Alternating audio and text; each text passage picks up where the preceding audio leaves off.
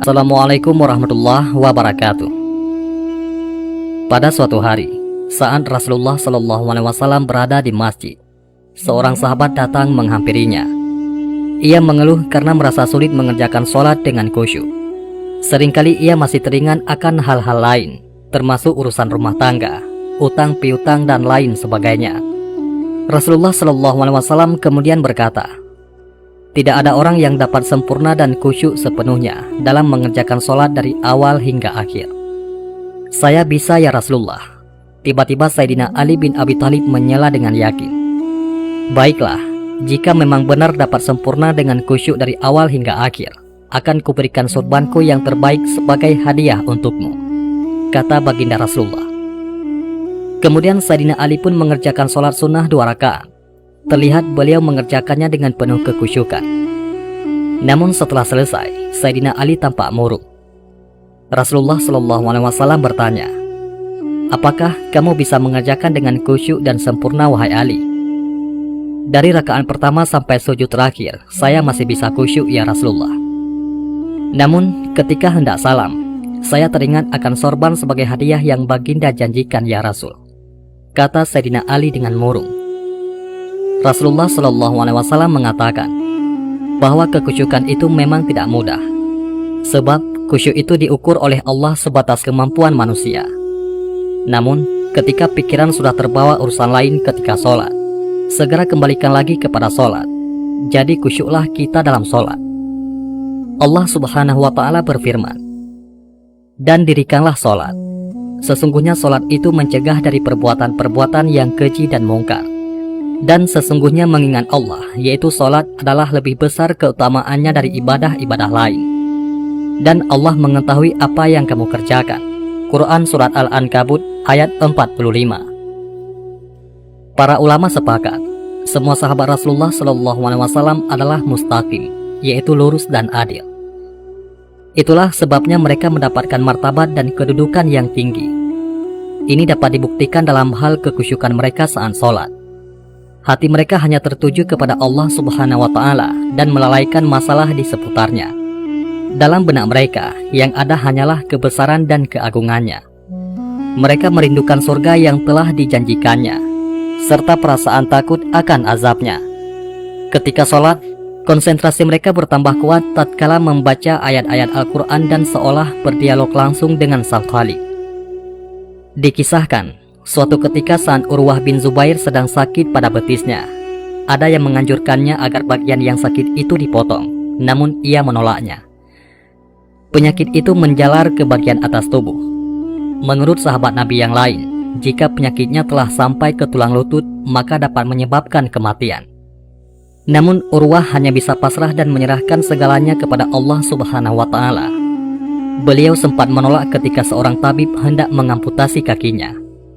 Tatkala ahli bedah telah datang dengan membawa pisau untuk menyayat daging dan gergaji untuk memotong tulangnya, tabib itu berkata kepada Urwah, "Sebaiknya kami memberimu minuman memabukkan ataupun khamar, agar Anda tidak merasakan sakitnya diamputasi." "Tidak perlu, aku tidak akan menggunakan yang haram demi mendapatkan afiat ataupun kesehatan," kata Urwah dengan tegas. Kemudian Urwah bin Zubair radhiyallahu anhu meminta kepada para tabib agar pemotongan dilakukan ketika beliau melakukan sholat 2 rakaat. Dan potongan itu dilakukan sewaktu Urwah sedang sholat sesuai dengan permintaannya. Pemotongan itu sama sekali tidak dirasakannya. Subhanallah, lantaran khusyuk dan tenangnya Urwah menunaikan sholat, hatinya hanya terpusat pada Allah Subhanahu wa Ta'ala tanpa ada suatu kekuatan yang mampu mengusiknya. Pada kisah lain tentang kekhusyukan sholat para sahabat, dikisahkan sahabat Khubaib hendak dihukum mati oleh kafir Quraisy. Tatkala telah sampai di Tan'im dan hukuman mati segera dilaksanakan, Khubaib meminta izin untuk melakukan sholat 2 rakaat. Permintaan itu dikabulkan. Segera dilakukannya sholat 2 rakaat dengan sangat khusyuk dan sempurna. Usai sholat, beliau katakan kepada orang-orang Quraisy, "Kalau saja kalian tidak menyangka bahwa aku melamakan sholat karena rasa takut akan mati, pastilah aku akan panjangkan dan perbanyak lagi sholatku." Dari 2 peristiwa sahabat Rasulullah ini, kita dapat melihat betapa taat dan khusyuknya sahabat Nabi melaksanakan sholat, sekalipun di saat-saat yang paling kritis. Dan ada kisah lain yang menceritakan kekhusyukan sholat para sahabat Rasulullah SAW. Dikisahkan, suatu ketika selepas kemenangan kaum muslimin atas kaum kafir di perang Zaratul Rika, Rasulullah bersama pasukan kaum muslimin langsung bertolak ke Madinah. Dalam perjalanan, pasukan muslimin terpaksa bermalam di sebuah tempat. Lantas disuruhlah dua orang sahabat Rasulullah, yaitu Ammar bin Yasir dan Abbad bin Bishr, untuk berjaga-jaga di tempat yang disebut Pintu Syi'. Kedua sahabat yang kelelahan tersebut bersepakat untuk piket malam secara bergantian. Melihat Ammar yang sangat kelelahan, Abbad meminta rekannya untuk tidur lebih dahulu. Saat berjaga, Abbad merasa lingkungannya sudah aman. Maka terlintaslah dalam pikirannya untuk mengisi waktu dengan sholat malam. Bukankah dengan melaksanakan ibadah sholat, ia bisa memperoleh pahala berlipat? Ketika tengah khusyuk dengan bacaan sholatnya, tanpa disadari Abbad, ada sepasang mata yang mengincarnya. Sejurus kemudian, sebatang panah pun menancap di pangkal lengannya. Herannya, panah itu diabaikannya begitu saja. Ia terus melanjutkan sholatnya seakan tidak terjadi apa-apa. Tak lama berselang, panah kedua dan ketiga pun berdesing menghujam tubuhnya. Namun Abbad tetap saja bersikap tenang seperti tak terjadi apa-apa. Panah yang menancap di tubuhnya itu secara perlahan dicabutnya, lalu ia teruskan sholatnya. Abbad yang hampir sekarat itu terus menyelesaikan sholatnya.